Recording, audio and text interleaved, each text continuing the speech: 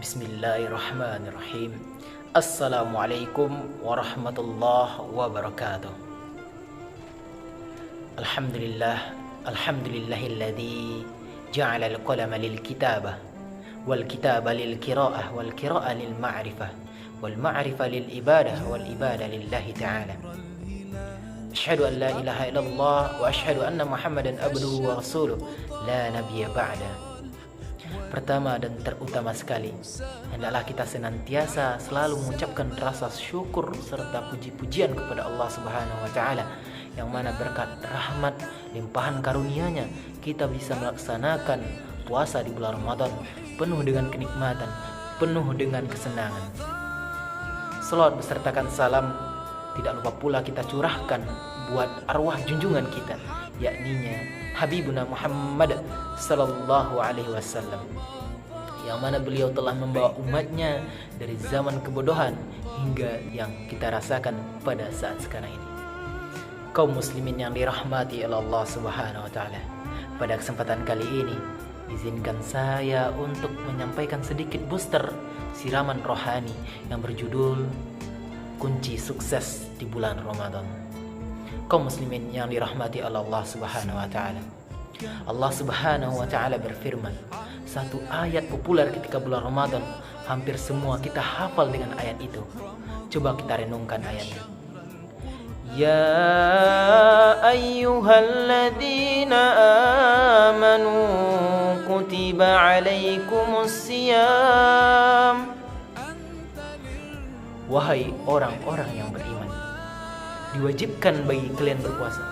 Coba kita renungkan kalimat panggilan ini. Kenapa Allah memanggil orang-orang yang beriman? Kenapa Allah tidak memanggil orang Islam?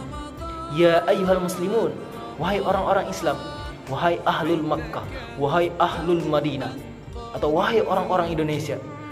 Kenapa Allah tidak memanggil dengan nama itu? Kenapa Allah memanggilnya dengan kalimat ya ayyuhalladzina amanu, wahai orang-orang yang beriman? Para ulama menjelaskan bahwa ternyata puasa itu bukan sekedar ibadah, tapi puasa itu ialah rihlah. Puasa bukan sekedar ritual, tapi ia sebuah perjalanan. Puasa bukan sekedar kewajiban, tapi dia sebuah kesenangan. Siapa yang bisa menikmati puasa sebagai sebuah rihlah? Siapa yang bisa menikmati puasa sebagai sebuah kesenangan? Siapa yang bisa menikmati Ramadan seperti sebuah perjalanan yang ia sukai? Mereka adalah orang-orang yang beriman. Orang-orang beriman yang menikmati puasa seperti ia menikmati makanan. Orang yang menikmati Ramadan seperti mereka sedang traveling di tempat-tempat yang indah. Orang yang beriman ketika ia menikmati Ramadan, ia menikmati seperti pengantin yang menikmati bulan madu mereka. Ramadan adalah waktu yang sangat menyenangkan bagi orang yang beriman. Puasa adalah ibadah yang sangat menyenangkan bagi orang yang beriman. Makanya Allah memanggil orang-orang yang beriman, ya ayyuhalladzina amanu, wahai orang-orang yang beriman. Sehingga kalau misalnya kita mau mengukur diri kita, apakah kita orang yang baik imannya atau lemah, maka coba tanyakan kepada diri kita masing-masing, apakah kita sudah mampu menikmati puasa Ramadan? Apakah kita merasa senang dan bahagia dengan kedatangan bulan suci Ramadan? Apakah kita merasa sedih di akhir Ramadan karena takut kehilangan Ramadan dan tidak lagi bertemu dengannya di tahun yang akan datang? Nah, di situ kita bisa mengukur keimanan kita, dan di sana kita bisa menemukan jawaban apakah kita termasuk orang yang imannya baik atau belum.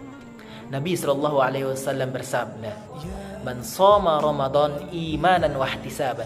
Nah, dalam hadis lain, man qama Ramadan imanan wa ihtisaban, ghufira lahu ma taqaddama min zambi. Siapa yang berpuasa di bulan Ramadan, dalam riwayat lain, siapa yang sholat tarawih atau sholat malam di bulan Ramadan dengan keadaan imanan wa ihtisaban, bersungguh-sungguh, maka diampuni dosa-dosa mereka yang telah berlalu. Apa maksud imanan di sini? Dalam keadaan yakin kepada Allah Subhanahu wa taala. Jadi teman-teman, kalau kita ingin menikmati sebuah Ramadan sebagai sebuah rihlah, ingin menikmati puasa sebagai sebuah hobi, sebagai sebuah kesenangan, bekal Ramadan bukanlah materi atau makanan nikmat yang kita siapkan, Bekal Ramadan bukanlah sekedar hal-hal yang sifatnya zahir. Orang yang sukses di bulan Ramadan bukanlah orang yang memiliki makanan yang berlimpah di rumahnya. Orang yang sukses di bulan Ramadan bukanlah orang yang sedang dalam keadaan sehat atau dalam keadaan nyaman. Orang yang sukses di bulan Ramadan bukanlah orang yang kuat. Orang yang sukses di bulan Ramadan bukanlah orang yang punya banyak waktu. Orang yang sukses di bulan Ramadan adalah orang yang paling baik imannya. Bisa jadi waktunya terbatas karena kesibukannya, tapi ia bisa memaksimalkan dalam beribadah, maksimal dalam tadarus dan tilawah, maksimal dalam sholat tarawih, maksimal dalam puasa. Semua yang membatalkan puasa baik zahir maupun batin, ia jauhkan.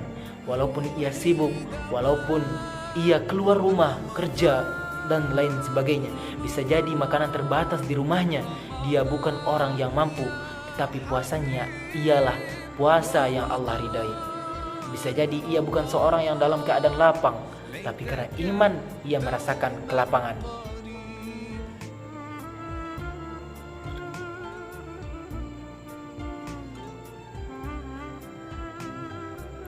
Justru melalui ibadah puasa, makanya yang harus kita siapkan itu ialah iman. Dan yang harus kita perbaharui setiap hari adalah iman. Bagaimana cara kita menyiapkan dan memperbaharui iman sebagai bekal kita untuk memaksimalkan ibadah di bulan Ramadan? Caranya sederhana. Dengarkanlah nasihat-nasihat ulama, dengarkanlah booster-booster dari para ustadz, dengarkanlah ceramah ataupun ta'lim-ta'lim yang membangkitkan keimanan kita, yang bisa mencas iman kita, yang bisa memperbaharui iman di dalam hati kita. Dengarkanlah ilmu-ilmu dari para ulama kita yang bisa merefresh hati, jiwa, dan menambah keimanan kita. Di bulan Ramadan mudah sekali bagi kita menemukan nasihat-nasihat yang berharga dari para ustadz maupun dari para ulama kita. Maka dengarkanlah itu setiap hari.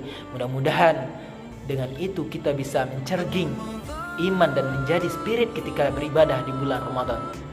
Ya ayyuhalladzina amanu, wahai orang-orang yang beriman, yuk kita berpuasa di bulan Ramadan dengan bekal iman yang kuat.